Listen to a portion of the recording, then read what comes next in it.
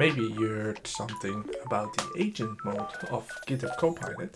Well, I tried it in the Visual Studio Code Insiders, and if you go down to this drop down and you can choose Ask, Edit or Agent, and next to it you have Claude 3.5, Claude 3.7, GPT 4.0. I picked Claude 3.7 and I want to show you what it can do for you. And here I have a prompt.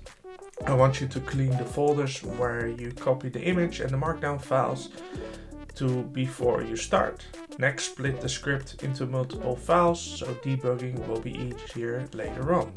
Well, it's a simple prompt, but when I have to do it manually, it takes me a lot more time. And with the agent mode, it can do it auto-magically. So let's see what it does. Well, I have some references that it checks. In docs I have a Copilot instructions file, and over there I have some custom instructions I want to keep GitHub Copilot in mind.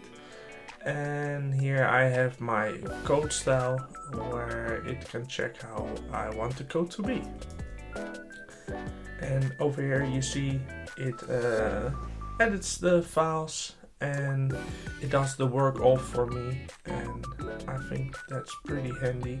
It's also creating files over here in the script folder, so I thought it is good to show.